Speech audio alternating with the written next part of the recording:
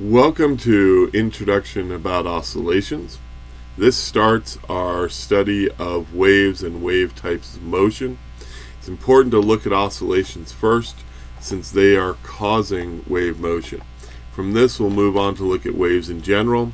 Then we'll look at some examples of different types of waves in looking at sound, and then at light, and going as far as looking at geometric optics. So in this section on oscillations, we're starting off by looking at something called simple harmonic motion. Harmonic means a repeated pattern. Simple means that it is a easily perceived pattern. Usually follows some type of trigonometric function, either a sine or a cosine curve, depending upon where you start the motion. From simple harmonic motion, so that repeating motion, you'll read about how to graph it and what the equation looks like, but it is a sine or a cosine function depending upon what you're looking at and where you're starting it. And there's some interesting relationships there. We have to do some vocab work with period, the time for one complete cycle, and frequency, the number of cycles of motion per second. How frequently something happens. We've had these terms before when we are looking at circular motion, and there is a very strong connection between simple harmonic motion and circular motion that you'll read about. They are very analogous. If something is in circular motion and we look at it, we can equate it to simple harmonic motion, how that moves also. Another term that you should be familiar with is amplitude, the maximum displacement from equilibrium. And now we're going to move on and look at what are some mechanisms that cause simple harmonic motion. First one we want to look at is a spring and a mass. And if we go to our simulation here, we're going to be able to play with it. But one thing I wanted to show you as we get going on that is here on our equation sheet on page 2. You can see we've got an expression for the period of a spring. And remember that period and frequency are linked up here. But for the period of a spring, that means a spring with a mass on it. You can see it's just dependent upon the mass and the spring constant. Remember, K is our physical description of our spring. So if we go back here, we've got 3 different springs with 3 different spring constants. And if I take and put one of a mass on here, and right now I have it paused, but if we let it oscillate in real time, you can see it oscillates with a certain period, a certain amount of time to complete one whole rotation. If I change the amplitude of that, it's moving further, but it's taking the exact same amount of time, and because its period hasn't changed. Now, what do you think is going to happen if I change its location from here on Earth to, let's say, I don't know, Jupiter, where gravity is much stronger, the gravitational field? Well, let's see what happens to its period. Nothing. It goes further, but nothing happens to its period. Whether we're on the moon or we're out in the middle of space, the period is not affected by the gravitational field. The only things that affect it are the mass and the spring constant. So if I was to take this same mass and put it on this spring with a different spring constant, now I get a different period, if you notice. Okay, so I'm going to prove that to you. Pull that mass off. Let's put 100 grams on here and we'll have it start right there, and 100 grams on here and we'll have it start right here, and these have different spring constants. And if we watch them, you will start to see that they are different amounts of time. Let's really slow it down and see if we can get, they're slightly different. Let's really make them different by putting it here, and we'll readjust, and here, and we'll make this spring very soft. And now you can see very, very different spring constants create very, very different periods of motion.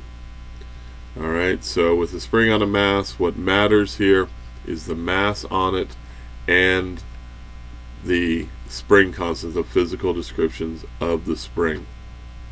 Another section that you're going to look at, and in this, is the idea of a simple pendulum. We've looked at them a little bit, but not much. If we look here at the same section of our equation sheet, you'll see the period of a pendulum is determined by its length and the acceleration due to gravity. A lot of people think that the mass on the end of the pendulum matters, and it doesn't. So if we go here to our pendulum lab, and I'm going to do two pendulums and have them be the exact same length, alright, except mass 1, we're going to put 2 kilograms on that, and I'm going to move it out to here, and mass 2 is only half a kilogram. We're going to have them the exact same placement. Now watch, and you should notice that they have the exact same period and frequency, exactly matching. If though I take this red one and I make it shorter, I make it half the height, again we're going to put them right back out to the same starting point, so there's no confusion there. And now with different lengths, you can see they have very different periods. The shorter we look back at our equation, the shorter the length, the shorter the period. Alright, so we know that those are different. Let's get these two exact again. We'll bring this one back out to 2, and we'll even give them the exact same mass, just to, although we know it doesn't matter. And well, we only need one pendulum, sorry. So I'm going to let this swing back and forth, and this is on Earth. If I jumped up to the moon, not only does my amplitude change, but my period changes. Look at it on Earth, look at it on the moon, much slower. And that has to do with the gravitational field strength and the acceleration that it's giving this. If I go on Jupiter, I get a much faster period, much lower amplitude, but a much faster period. On planet X, and if I go out into space, I don't get any pendulum motion because there's nothing to pull it back down. So all it's going to do is go around in a complete circle, because it has that centripetal force being provided by the cord, but no restoring force. All of these simple harmonic motions, whether we're looking at this pendulum here, and we'll bring that back to Earth just to make it happy, or we're looking here at our masses on the springs, they all depend upon that restoring force. In the mass on the spring, the restoring force is provided by the spring. That's why it doesn't matter where in the universe it is placed. In the pendulum, the restoring force, and I'm going to pause this, the restoring force is provided by gravity. So if we don't have that gravity pulling it back towards that blue dotted line, you're not going to get that repeated motion. Remember, simple harmonic motion, SHM. Harmonic is that repeated factor. So before we go on, here's a great little clip showing the different periods of a bunch of different pendulums.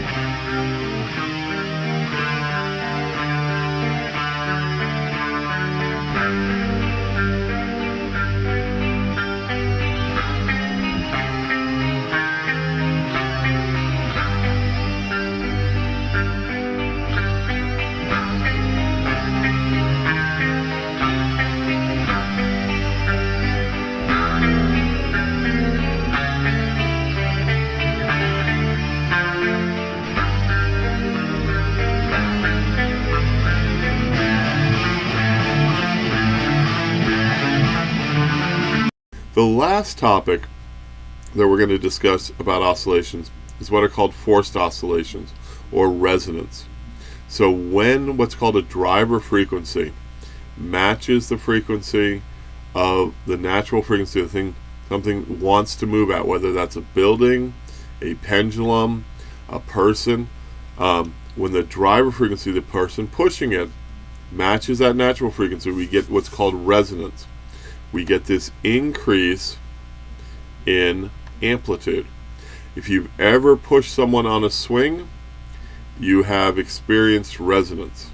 So here I have a little frequency generator and I have a little block, and right now they're matched up that the block and the spring want to move at some multiple of the frequency of 1 hertz here. And you can see the amplitude is getting larger and larger with each move. This can also, we don't really have an equation here for this.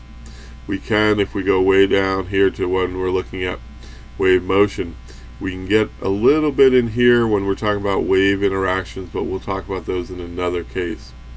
The idea here is that the natural frequency, the frequency of this spring and this block, they match or are a multiple of the frequency of the generator here. So if I throw a bunch more of these resonators on here and I drive them all with that 1 hertz frequency, 1 cycle a second, you can see that the one reacts very strongly to it while the others don't.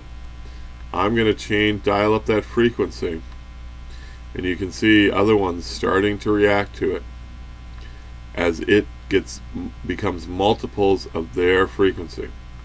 So let's put it at 1.5 here, if I can do that.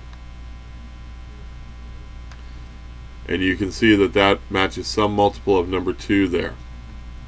If I go up here to, let's say, 2, now that matches 3. It also matches somewhat 4 and 1. And as I keep changing my frequency here, you can see how it matches up better and worse with different lengths and types of springs and masses on here. The 5 right now would be the one that's at resonance.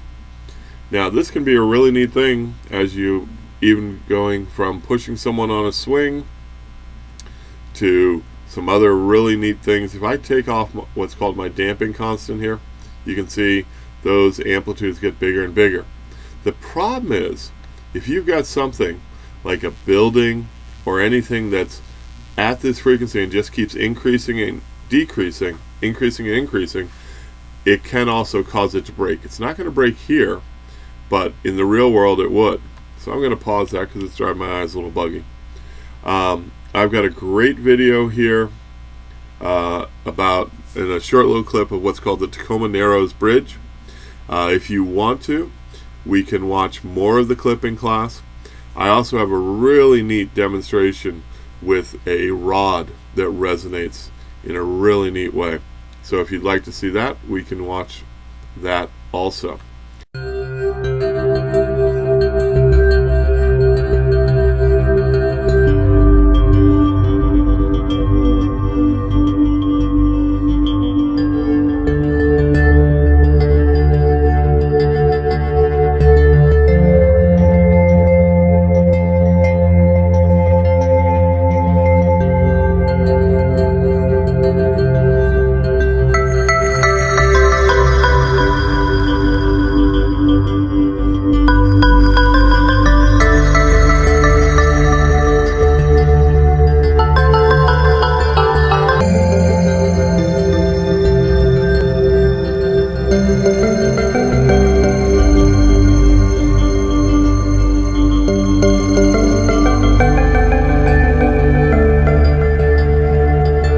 So we're talking about simple harmonic motion, oscillations that are going to end up causing our wave motion. Have a good time, and I'll see you in class.